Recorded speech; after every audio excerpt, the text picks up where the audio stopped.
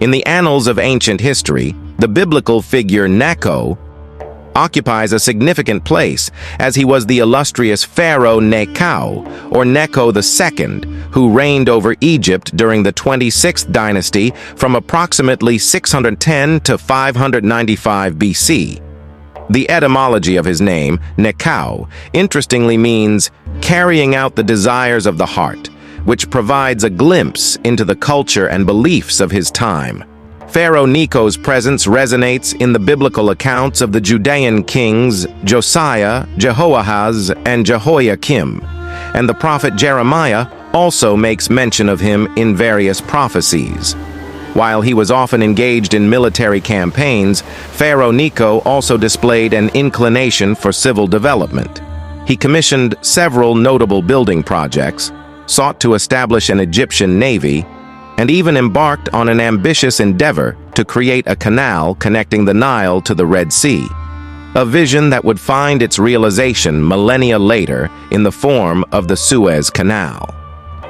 Within the biblical narrative, Pharaoh Neco appears on several occasions, reflecting his profound influence at the confluence of three powerful kingdoms of his era: Assyria, Babylon, and Judah.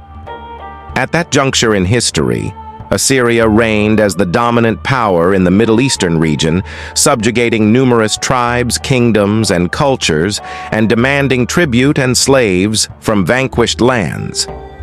One such territory under Assyrian control was Babylon. However, the Babylonians, led by General Nabopolassar, and with the assistance of the Medes and Scythians, launched a successful revolt that culminated in the fall of the chief Assyrian city, Nineveh, around 612 BC. The Assyrians, under threat from the Babylonians, sought aid from their Egyptian allies. Pharaoh Neco led a formidable Egyptian force towards the Assyrian capital, Haran, a journey that took them in close proximity to the borders of Judah. Here, a fateful encounter occurred when they crossed paths with King Josiah, leading to the tragic demise of the Judean ruler at Megiddo in 609 BC.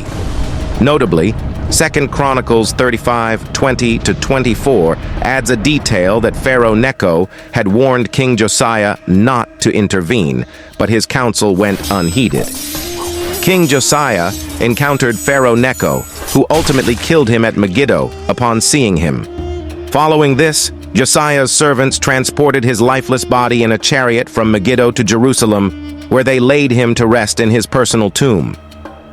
Despite Pharaoh Neco's efforts, Haran ultimately succumbed to Babylonian forces in the same year.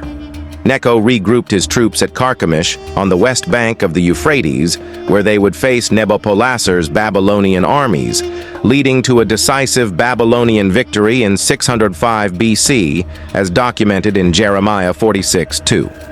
As the pages of history turned, Pharaoh Neco and his forces found themselves once again traversing Judah, where Josiah's son Jehoahaz had ascended the throne.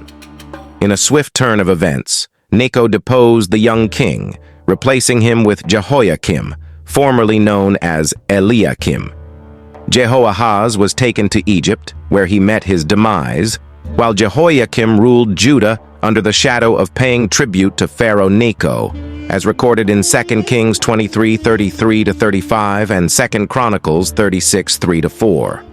In time, Nabopolassar dispatched his son Nebuchadnezzar to initiate a siege against Egypt, a formidable force that Pharaoh Neco struggled to withstand.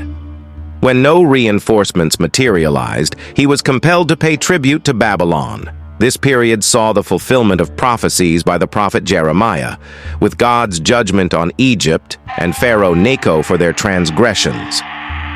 Nebuchadnezzar emerged as the instrument of divine discipline not only for Egypt, but also for Judah, albeit with different outcomes.